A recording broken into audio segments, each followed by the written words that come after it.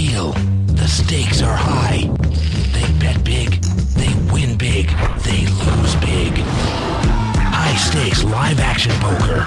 Live at the bike. And so you have made final tables in 5 or 6 different disciplines. yes. That's saying a lot. It's one thing, not to be, you're not a one-trick pony. Yeah.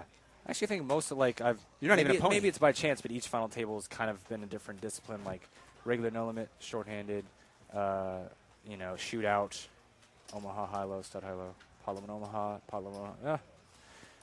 Keep it well-rounded. Eat that, always. What's up? Want to bet this World Series? Dale Cooper pointing out in the chat room that All-American Dave Swanson actually won a tournament in Vegas, the ARIA. We just point that out. Obviously, he's become kind of a staple in the community. We got a hand here developing. JJ with a set of 4s. Sujit with the king high flush draw. Get a bet from JJ to 40. Sujit decides to just call.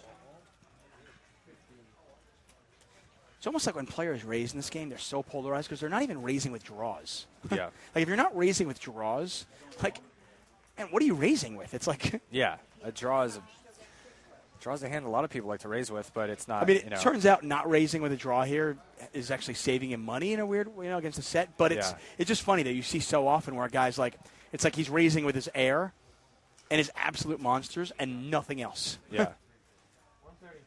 And that kind of strategy can be effective, but it also can be exploitable. And you can see through it as well. So this is interesting. So this is a raise, this is a bet, a raise, and then a 3-bet from JJ to 135. So this pot is now very quickly ballooned.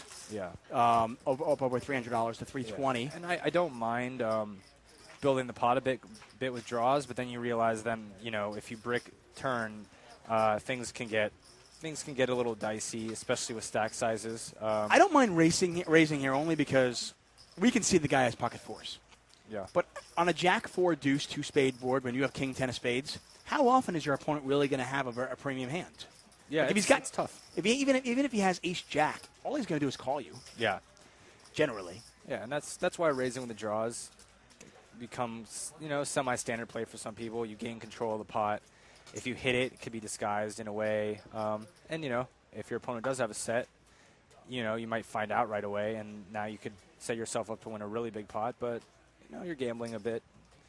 You're building the pot a bit when you don't always have to. Sujit has picked up more outs. He can now catch a queen to go along with the spade. The only spade that will not help him, well, I should say the only 2 spades that won't help him, are the ace of spades and the 4 of spades. Yeah, and it looked like JJ he kind of bet small on the flop, and that he got Sujit to raise, and now he's betting small again on the turn. Yeah, he 3-bet the flop, and now he leads out 110. He bets like 1/3 pot. Yeah.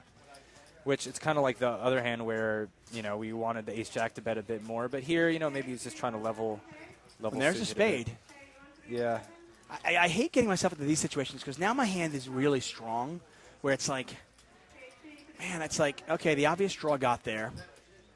But, is there any chance that my opponent is overvaluing ace-jack? Is there ever a chance that, he doesn't have spades here? Maybe he's got a set of deuces. And end up leveling myself into, calling where – and I basically gave my opponent the price to do it as well. Yeah. The problem with betting small is you're not really you're not charging him correctly. You're maybe not getting enough information about the hand. And now all of a sudden a spade hits the river and you have, pot-sized bet. Yeah.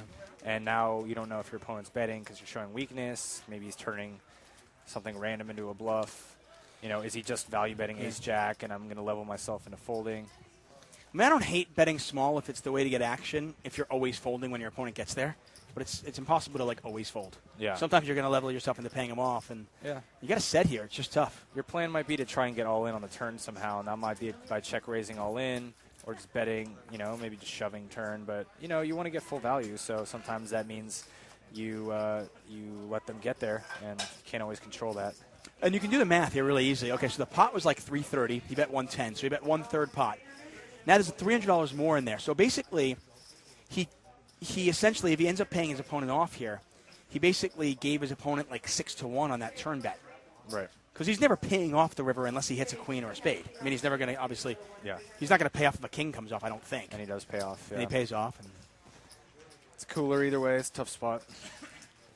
And we could expect JJ to bet I would say any two pair there in probably the same manner. So that being said, I don't think it's just like a snap fold with a set. I mean, you have a set. So tough spot.